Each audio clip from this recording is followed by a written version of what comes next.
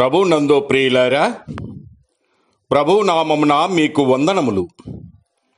ఈరోజు దేవుని యొక్క వాక్య ధ్యానము జెఫన్యా గ్రంథము 2వ అధ్యాయము 1-2 వచనాలు.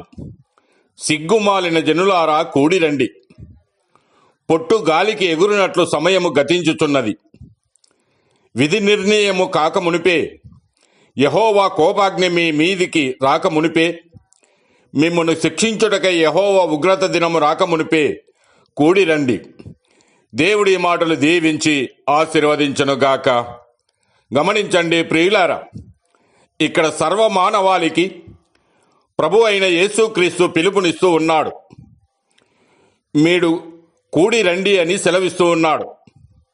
ఎందుకంటే పొట్టు గాలికి ఎగిరిపోవునట్లుగా సమయము గతించిపోవుచున్నది.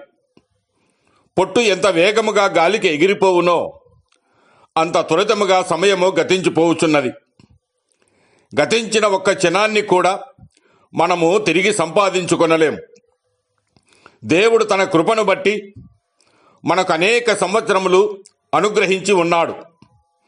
మన వ్యక్తిగత జీవితంలో అనేక సంవత్సరములు గతించిపోయాయి. అయినను అనేకులు ఇది దేవుని కృప అని గ్రహించలేకపోవచ్చు ఉన్నారు. మనము రక్షింపబడవలనని దేవుడు కృపనిచ్చి మన ఆయుష్ను పెంచుతూ ఉన్నాడు.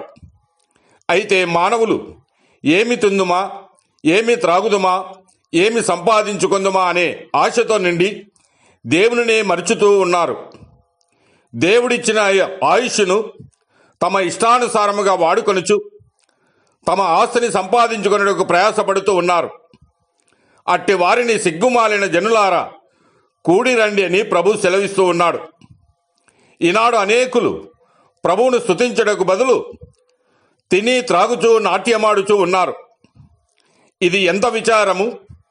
నాశనమే వారి అంతము. వారి కడిపే వారి దేవుడు. వారు తాము సిగ్గుపడవలసిన సంగతుల యందు అతిశయపడుచూ ఉన్నారు. భూ సంబంధమైన వాటి యందే మనసు ఉంచుతూ ఉన్నారు. అయితే ప్రియులారా, యెహోవా కోపాగ్ని మీ మీదికి రాకమునిపే కూడిరండి. దీర్ఘశాంతము కలిగిన దేవుడు నీవు ఆయన యొద్దకు తిరిగి రావాలని నిన్ను పిలుస్తూ ఉన్నాడు. ఇర్మీయా గ్రంథము 3వ అధ్యాయము 22వ వచనములో, లోబడనులని వారలారా, మీ కొరకు నా చేతులు చాచి ఉన్నాను రండి అని ఆహ్వానిస్తూ ఉన్నారు. మరి ప్రియులారా, అంతేకాక బిడ్డలారా తిరిగి రండి, మీ అవిశ్వాసమును బాగు చేయుదని అంటూ ఉన్నాడు. అయినను అనేకులు ఈ ప్రేమ పిలుపుని లెక్క చేయక తమ సొంత ఇచ్ఛలతో పాపములతో జీవిస్తూ ఉన్నారు. తమ కాలమును వృధా పరుచుకొనుచూ ఉన్నారు. దేవుని కోపాగ్నిని మీదికి దిగక ముందే ఆయన పాదాల చెంతకు రమ్ము. అప్పుడు నీవు శిక్షను తప్పించుకొని క్షమాపణ పొందదెవు. యేసుక్రీస్తు యొక్క శిలువ నీడలో ఉన్నవారికి, ఆయన రక్తములో తమ పాపములు కడుగుకొన్న వారికి ఏ శిక్షా విధియూ లేదు.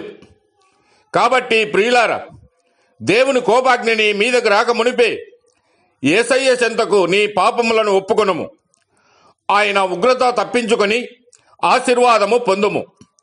దేవుడు మిమ్మల్ని దీవించి ఆశీర్వదించునుగాక.